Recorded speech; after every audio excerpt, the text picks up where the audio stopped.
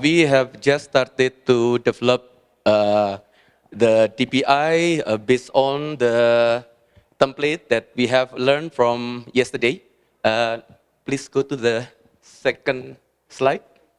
The second, yes. So we identified three main components. From the lower part is the foundational of DPI that include several agencies and ministries that involve on the developing and maintaining foundational of digital public infrastructures.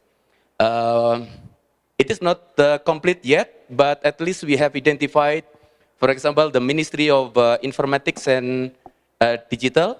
We also identified Ministry of Home Affairs. We also identified the new state-owned enterprise that received the mandate from the government to develop digitalization for all government in a digital that just started, I think, I think by early of this year. And then we identified several components, including the identity, the digital identity that include Ministry of Home Affairs that develop Indonesian ID, and also the identity for all entities. For example, entity that as part of the legal entity to provide services, including the industries, they need to be legalized in our system, and also other component that include, for example, for the financial transaction, we also identified that Ministry of Finance and also Bank Indonesia, they have the infrastructure for transferring the transaction from the government budget to contractor, including, for example, the manufacturer of vaccine, etc. So we have also identified some other aspect, but this is the template one, and we will go into detail on the immunization. Help to the slide number 3. So in this immunization, we try to identify what are of the existing digital infrastructure that already exists, and which one are not, and which one for certain purpose. Taufik, would you like to explain a little bit? Yeah, thank you. This is the use case. We are receiving a good information and knowledge about DPI, but we explain based on the context here. If we talk about the immunizations and we want to achieve 3 goals here, we have to identify the basic of the foundation DPI and also the goals here. One thing I can explain from the continuity of care perspective. Based on the existing context, the foundation of DPI start with the digital identity. We identify national ID for the human and also national ID for the organization or something. And also we have continuity of care consent-based data sharing. It's part of the Ministry of the ICT and National Security Agency. And we've talked about the continuity of care in trust network. We identify 2 things here. Current condition ICT ministry or digital ministry, and also about Ministry of Health, because they have their own service to support of the trust network of the patient or public.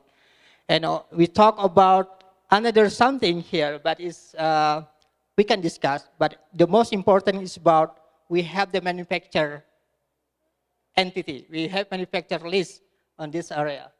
And go up here, we can identify the terminology service for supporting continuity of care. Terminology service such as allowing ICD, SNOMED City, and also the local medical master data, and client register for human patients, and facility registry, and we identify the health workforce registry. This is the Satu Sehat human resource for health.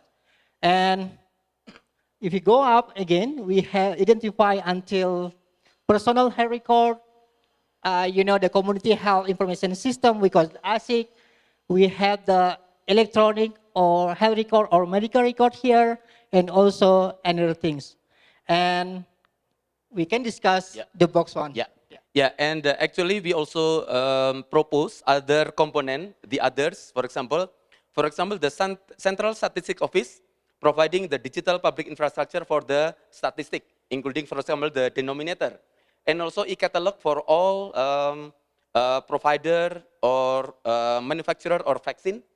And on the middle, we also propose another subcomponent. For example, BPJS Kesehatan or the health insurance, they provide data sample from the claim that could also be accessible for public. So it is also considered as a DPI in the health sector. And also the Ministry of Health conducted several research that also available for public, including the survey of the perception of immunization by public. It is part of the survey conducted by ITAGI. It is also part of the digital public infrastructures. And the upcoming one will be the genomic data. I think that's all. Yeah. Yeah, I think that's all. Thank you very much for this opportunity. Okay. Good afternoon, everyone. Just to give highlight with our country, we have 118 million in population, more than 7,000 islands. What more? Basically, majority of our health facilities are governed by private sector. Although we have health is devolved in the country, meaning we are not directly managing the local government units. We only have 80 hospitals that are being managed by the ministry. We apologize for a very quick glance of what we have done. It's a drawing board, actually. Okay, let's just to start, the Department of Health, basically, we have 17 regional offices. And good thing about it, we have our own IT in the national office, wherein we are capacitated to develop systems. That is why we were able to develop systems for our primary care facilities. We're talking only of government facilities, around 2,600. We have developed an integrated clinic information system. These are the public health programs. And then we also have our homegrown integrated hospital operations and management information system, again, exclusive for government hospitals. We have a health information management system. We have a laboratory system and pharmacy systems, but they are integrated as modules in our electronic medical record. We're doing closely an laboratory information system in response to the pandemic. We're opting to have an integrated one coming from the different laboratory facilities, but it's not yet very operational. We have a pharmacy system, again, integrated with the EMR. We have a logistics system. Basically, the purpose is to track the push, because we're buying the goods for our push programs in public health. So we're buying the commodity and distributing it to different health facilities up to the lowest ground, which is the village or the barangay, as we call it. It's not yet integrated with the EMR, but it's basically the purpose is the distribution and inventory. It will be integrated later on, because later on I'll be discussing the foundation. So it was already designed in such a way that we were able to draft our health enterprise architecture just recently, mapping more than 400 systems. Imagine, 400 systems that we developed and implemented. But because of the health enterprise architecture, everything was mapped already. Okay, for our basic domain services, digital public infrastructure for health, we have our logistics management services. Again, the DOH is basically procuring commodities for the health sector alone. We're not serving the private, so only the government facilities. Shared Health Record, we have started crafting the Philippine Health Information Exchange, wherein we have integrated systems for our primary care and hospital, meaning if you are being referred to the next level of care or back referral, they are now connected to each other. So we'll be able to generate an SHR. We also have a finance system, but relatively that's PhilHealth. They are developing a system. They have developed and implemented a system for membership and health and claims purposes. I cannot remember the other modules. Okay. The client registry, in 2018, we were able to have a law. It's the first time that we have a unique identifier. Just imagine, majority of the countries here have their own ID. We just had our ID in 2021. And among the 118 population, only 83 million at the moment are registered. Okay, we have facility registry maintained in the Department of Health. We have health workforce registry, and we also have product catalog which are regulated by our Food and Drug Administration.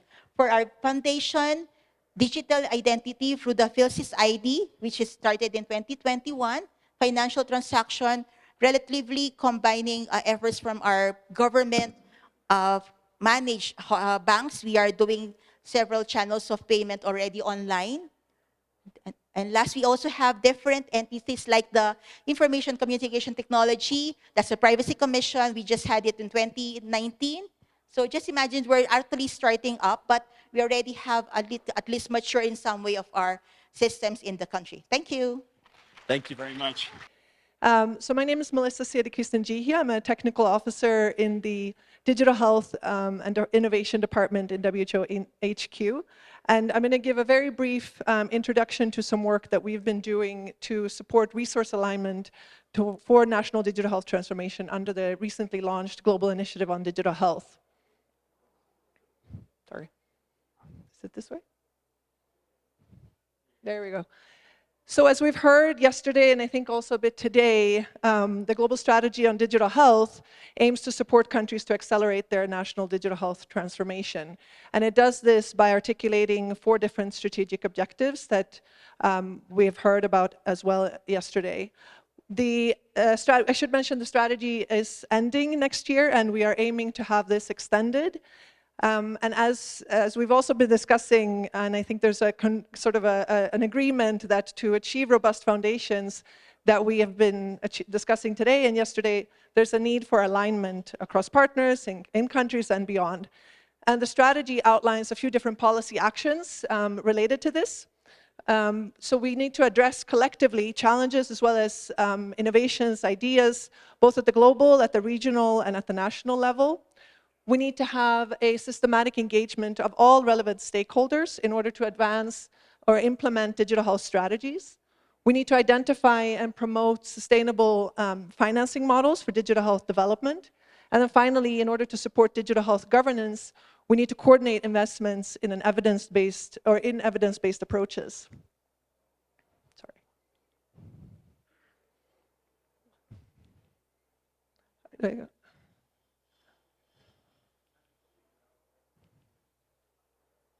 So the recent G20 presidencies have all highlighted, as you will be aware of, different digital health topics as priorities. And with the leadership of the India G20 presidency, as well as the support of the Brazil G20 presidency, the Global Initiative on Digital Health was launched in February this year. Sorry.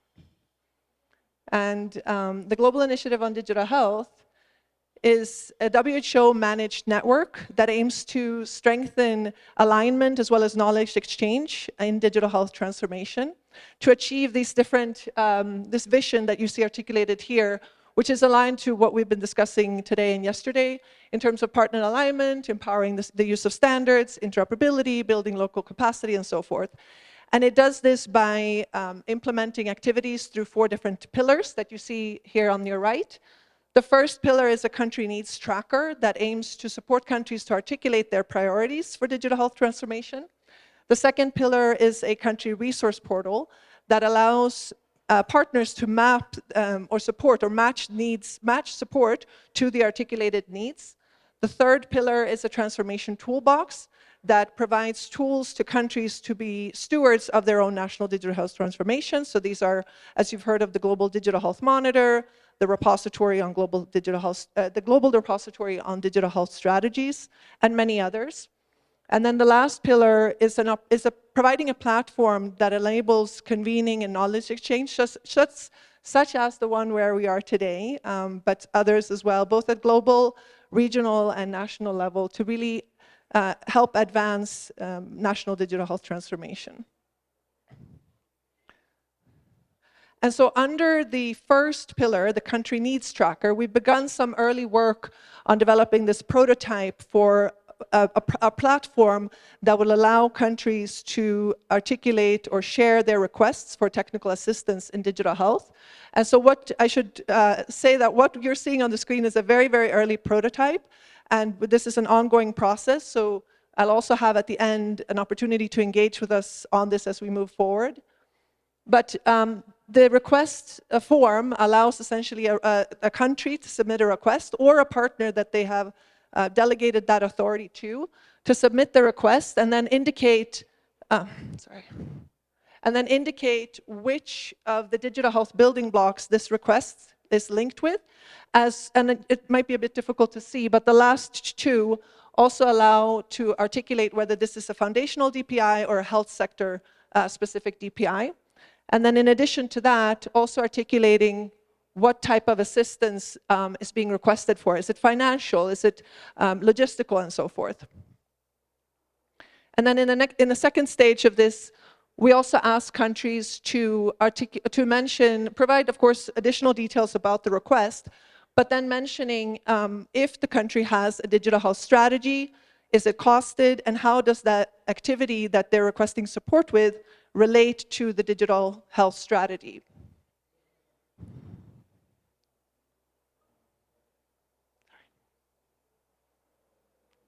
Can you help me? Yeah. Thanks. All right, this is my last slide. And then in terms of the second pillar, so the country resource portal, you'll see a dashboard, and this dashboard is intended to support partners to then match their support to the needs that countries will have articulated in the earlier platform or the earlier portal. This is all one platform or one portal, but with different segments to it. So in this part, we then map what the requests that have been submitted, and then map them on this dashboard, and then provide partners an opportunity to see what are the kinds of requests that are coming through, and is there an interest to support them? And then to really promote the ability to, or really promote countries, the opportunity for countries to articulate that there's a need, but maybe it hasn't been met. The dashboard indicates, sorry, Chris, can you help me? Thanks. The dashboard articulates what are the requests that have received support, and which are the requests that have not yet received support. So really making it clear that there's a gap, or may not be a gap, in terms of resourcing. And then also, thanks. What's the financial support is there a gap in terms of the financial support that has been requested for, or logistical support? And then the last underneath there is in terms of the digital health building blocks. Sorry, I forgot, I do have one more slide. The last slide. So this is, we will be beginning a process to engage with countries to gather insights, continue the development and validation of this. We know this is a very early prototype. I'm sure you've had several thoughts and ideas as you've seen this. But the idea is to continue this process, and we hope that you will want to join us on this journey. So if you're interested, anyone in this room, please scan the QR code, and you can just fill out your very brief details, and we will be in touch with more details. Thank you.